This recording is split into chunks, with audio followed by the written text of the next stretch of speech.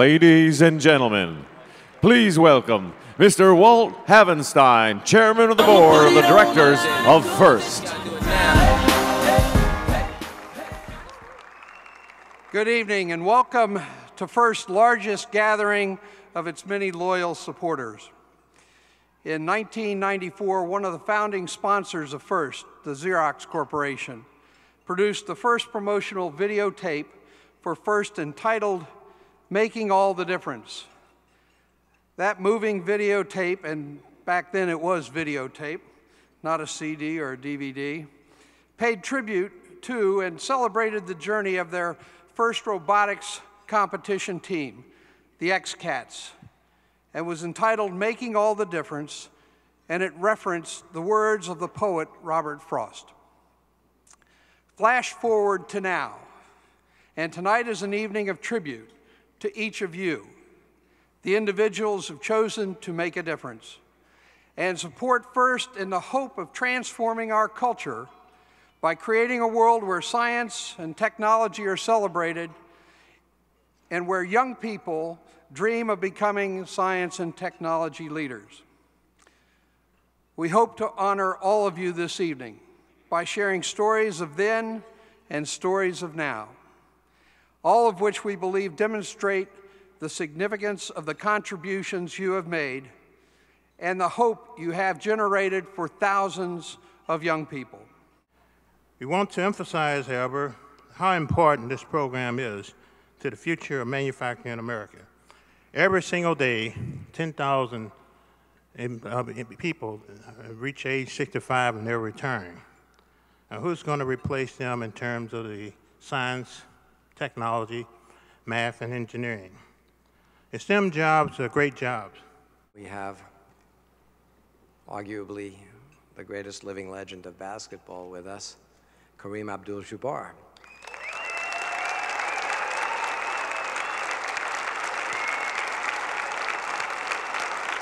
I want to fast forward now 5 or 6 years and imagine a world where a disabled driver can get into a vehicle and autonomously control that vehicle, maybe through thought, maybe through teleoperation, but autonomously control that vehicle in the same way that we think about going from point A to point B. Imagine a robotic system that could take our soldiers out of harm's way, every soldier out of harm's way. Imagine an autonomous vehicle that can have a conversation with you in the same way we're having a discussion tonight, on very natural terms. The work that FIRST Robotics has done, and you've touched hundreds of thousands of students, and you've inspired a generation of students to think beyond what's possible today to what will be in our lives years from now. The teams that are here this weekend, and the reason I came out to St. Louis to actually be with you guys and see some of the teams tomorrow is because you're in fact creating that future. I also want to just point to one small story about that was then, this is now. Last year I talked to you about the Global Innovation Award that First Lego League was doing. It was a pilot project. We had a team that came in. We had 143 teams at that point that were involved. Well, that was then. This is now. These are the young women that had never been on a plane before at the White House celebrating with President Obama what their victory was because they're at the Patent and Trademark Office patenting. So that's one small story of that was then and this is now.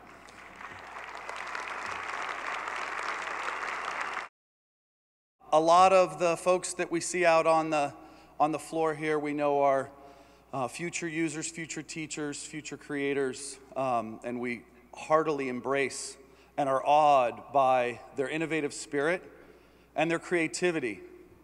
And I was sharing earlier, the first time I came to a robotics competition, I was blown away. My daughter was, it was First Lego, my daughter was competing, and I was astounded by the fact that every single team there had the exact same instructions, the exact same field of play, the exact same kit, the same rubric for scoring. And I was in a giant gymnasium with 60 different teams and not 2 robots looked anything alike. And it occurred to me that this is what this is all about. This isn't about A, B, C, or D on some test. This is about creativity and about the power of recognizing that there is not only more than one way or more than one right answer, there can be many right answers to problems. And we certainly appreciate at Autodesk the fact that the kids that come from FIRST have that appreciation, they have that spirit of trial and error. They know what it is to fail, and they know what it is to win, and they know what it is to persevere. This event, this dinner tonight, is about something that in the U.S. economy we don't often have an occasion to do, and that is to sit there and stare face to face into the reason why an investment is priceless, is so valuable. The investment that you folks have made here, the investment in time that so many of you have made here, the investment in risk, in imagination, in believing that this could be a movement. This is what FIRST creates, this bridge from the specialized language of technology and engineering to the universal language of cooperation, creativity, and leadership. And that's what we're celebrating tonight. That was then, this is now. By the end of tonight, then and now will be indistinguishable. Skills Tech team from Brooklyn pushing the goal. The game is far too complex to explain here in full, but trust us, the little plywood robot did well against the other, fancier robots. And the Skills Tech team with a little red robot that could, moving across the field, moving into scoring position, 10 points. Theirs were made out of metal, so their robot's a little slower than ours. And so we can grab the goal way before they can. Other robot teams scored more points, so the team from Science Skills High School wasn't expecting anything at the awards ceremony. Then the award for exceptional design was announced. Congratulations to the defensive tank, judges dubbed the little red robot that could. Team number 435. The team qualified for the national finals to be held this weekend at Epcot Center in Orlando, Florida. A storybook ending in itself for these teenagers, most of whom plan for college and careers in science and technology. Is there a moral to the story? Looks can be deceiving. Never underestimate the power of a rookie team. Determination beats ability every time. And that's the story, so far, of the little robot made with epoxied plywood, borrowed pliers, and a lot of heart. The little red robot that could. Beth Nissen, CNN, Brooklyn, New York. You think that was amazing? Please welcome 4 members of the Little Red Robot team, Rico St. Just, Jeffery Richards, Shamar Mosley, and Travis Howard. This is now.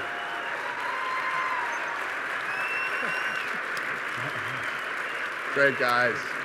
Great guys.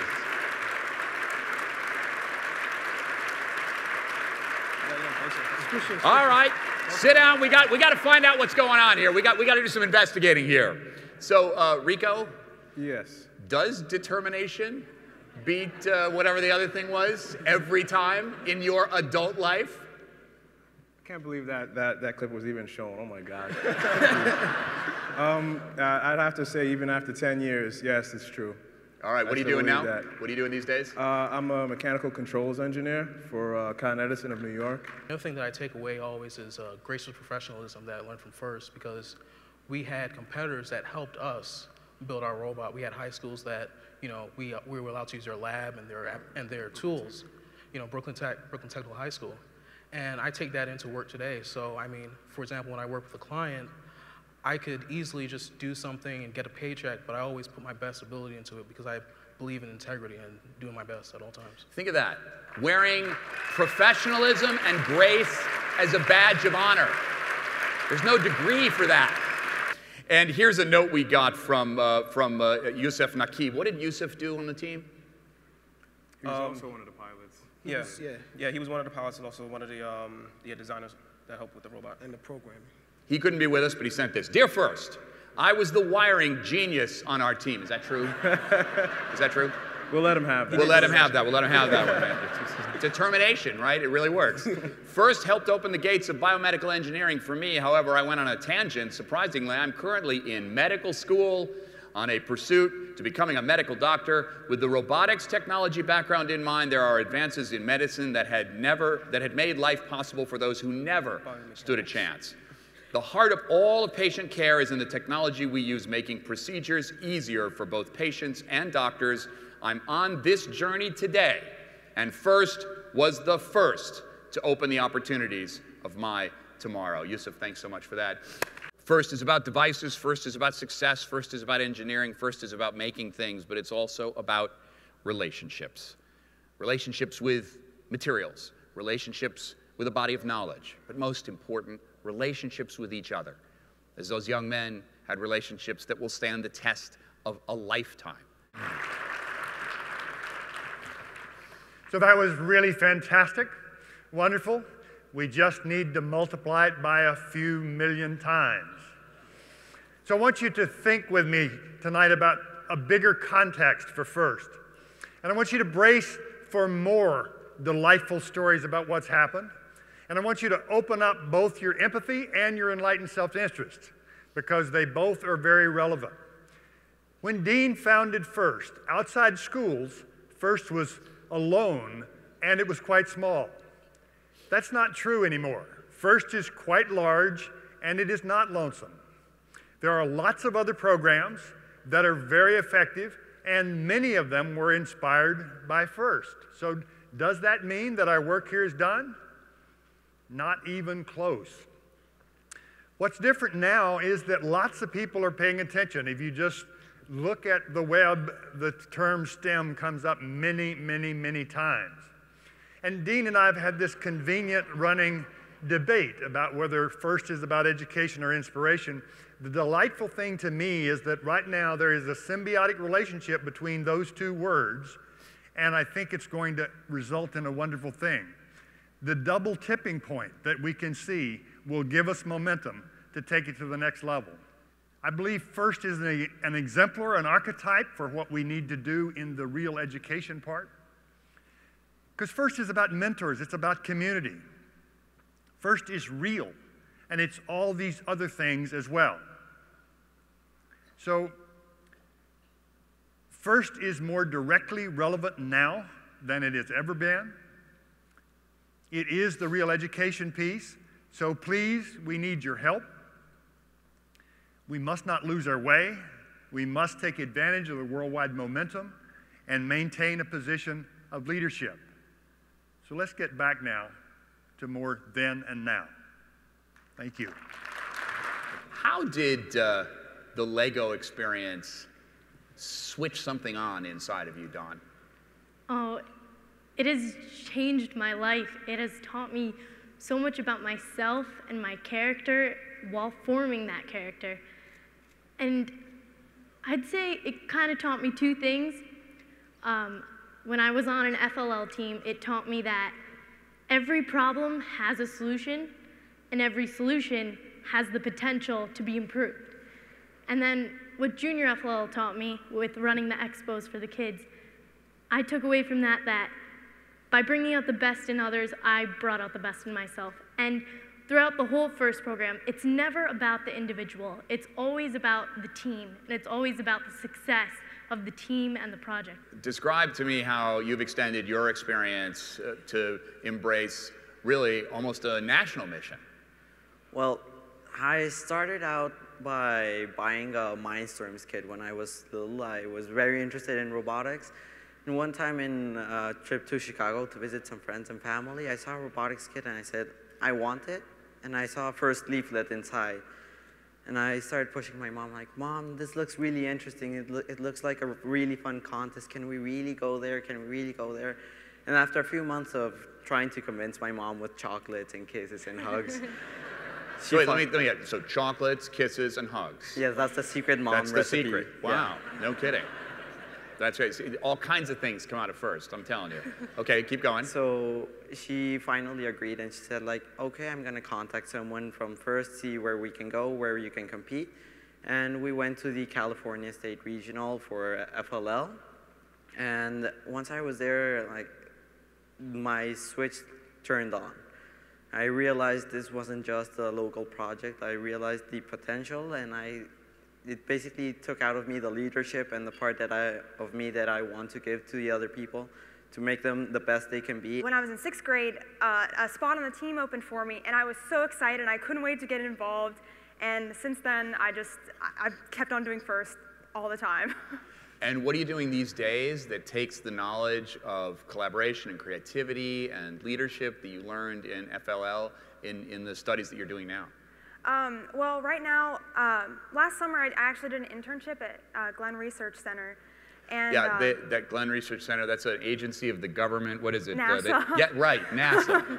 NASA. And one of the things that I found was that all of my FLL experience was coming to use when I was in this environment, because I was working as a team of 11 other interns, I think, and we were all working in this lab together. And I had several jobs to do. They had jobs to do. And I couldn't fall behind on my jobs because if I fell behind, they were waiting on me to get information for them to do their jobs. So it was all about perseverance and teamwork. And I was using the research experience and the innovation that I had used in First LEGO League to do these research projects at NASA. And so it was incredible that something that I thought, I just thought was fun was actually really helping me in the real world. The First Tech Challenge is an example of how FIRST reaches directly into the experience of individual kids and students whose promise can then be recognized and pops up above the radar, and extraordinary successes are possible. To explain her experience in the First Tech Challenge program, please, let's welcome Vivian Stepp on an FTC team in Atlanta. Back in 2007, I was finishing up my 8th grade school year at my public school, and to be honest, I was looking forward to my social life in 9th grade. That summer, I went on a field trip sponsored by the 100 Black Men of Atlanta and met a robotics trainer known as Mr. Bart. Mr. Bart encouraged everyone on the trip to join the robotics team he coached and to be in a competition called First Tech Challenge. My friends were not interested, but I did not have anything to do after school, so I made the choice to try something new, and it turned out to be a great decision. At the suggestion of Mr. Bart, our coach, I started as a builder on the team.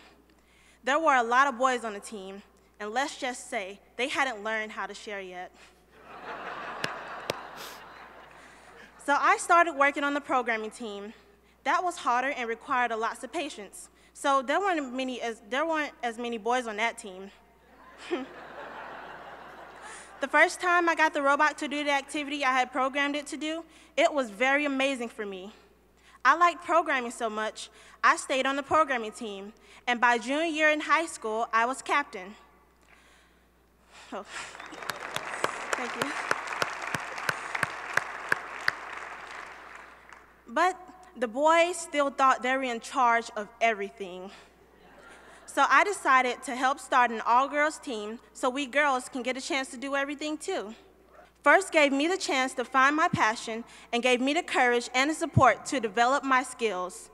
So I am glad to be here tonight to thank you all in person for making a difference in my life and in the lives of the lucky kids we recruit in Atlanta. Thank you. Just extraordinary to see the power of each one of these individual stories. But we should remind ourselves, and again, it's something that Woodie said, it needs to happen about 1 million times. But because of FIRST, it definitely does happen tens of thousands of times. And we see it every year, and we see it every day in the programs throughout the world. And remember this name, Oscar Vasquez, a FIRST alum from that team of 842. Oscar and his robotics teammates won national acclaim in robotics, with the story behind the story being that his high school was a home for so many kids who didn't have a chance in the Phoenix community. Oscar himself was an illegal resident, having arrived in the country with all kinds of questions about what is possible. Could I be a citizen? What can I do with my life? Can I be a part of this community? Can I succeed? Questions that any 12-year-old has, but if you're a 12-year-old who's an undocumented resident in the United States, consider the level of those questions. Well, eventually Oscar graduated from Arizona State University with a degree in mechanical engineering in 2009, and along the way, he was helped and nurtured by his experience at FIRST. Let's find out from you first the question that I asked the 4 gentlemen from the Little Red Robot series. What was awakened in you that you didn't know about yourself that being in FIRST and being a member of Team 842 helped you to see? FIRST gave me the courage to challenge the status quo and to speak for those who are afraid to come out of the shadows as undocumented and unafraid. And so the project / long shot that you took on as a result of your experience and thinking about Oscar Vasquez's story is what exactly? Well, when I came here 12 years ago, I didn't know what to expect. And I didn't even knew what being undocumented meant. And until I wanted to apply for college. And I couldn't get that far. The third question was, what's your social? And I don't have one. So, because I was involved with FIRST, it really opened the opportunities for me to pursue my degree in electrical engineering. I graduated from Arizona State University in May of 2009 with my bachelor's degree in electrical engineering. And even after that,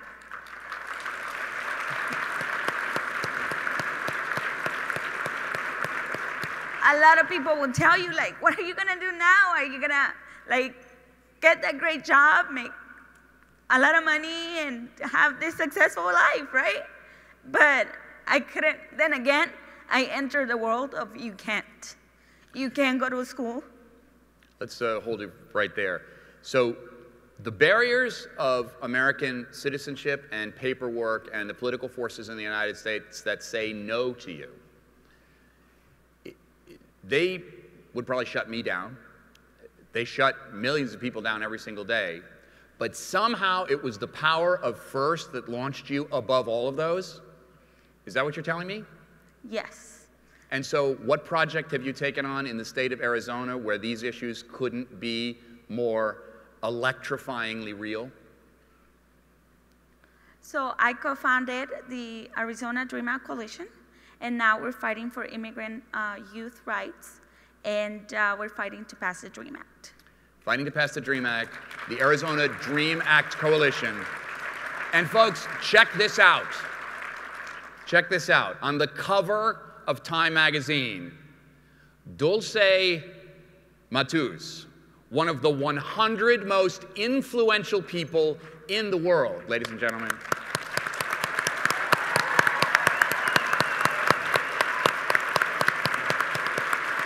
We're celebrating then and now here. And to give you a sense of the importance of now, and that right here in this room and throughout this city and over at the Dome and everywhere you look at this celebration of FIRST that takes over this city of St. Louis, stories like that are happening, are being born, are continuing right now. Take a look at this. It's hard working with an urban school system. It's hard to find mentors. It's hard to find adults to commit. It's hard to do fundraising. It's hard to find supplies. It's hard to find a space to work in. It really is a challenge to develop these teams. Most of our schools in DCPS are 100% free and reduced lunch. A typical student who comes into one of our robotics programs doesn't know how to use a pair of pliers, doesn't know how to use a screwdriver, doesn't understand what it takes to cut a piece of metal, and has no idea as to why you would need to wear safety glasses. Let's hear it for the hometown team, 2914! We were picked by the Second Alliance. We were their #1 choice for defense. We, of course, were like thrilled to be on their team.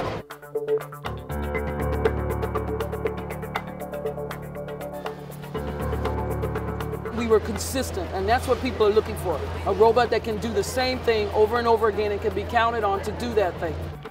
Okay, fellas, this game is over in 3, 2, 1. Winning the Washington, D.C. Regional for the first time Robotics Team 2914! The people in the stands were so excited. They were so happy for us. They were proud. They were like, we can now be proud to be a DCPS team in robotics. We're going to St. Louis!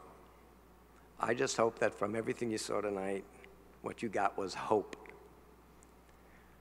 What you saw tonight was all the different kinds of resources represented in this room working together can make something really fun, really important, that makes a really big difference for the people and consequently for our country and our culture. And I hope everybody here decides that it is time to bring it to scale now that we know how to do it and we've de-risked it. You know, we've done the high-risk modeling. I hope that everybody in this room is really going to work hard at helping us figure out how to make FIRST available to all kids everywhere. It's all about enthusiasm. It's all about, as you've heard from all of them, determination. It's all about hope. I will continue to have all of those things, and I'm pretty sure now after only 21 years, this will be another one of my instant overnight successes. Thank you.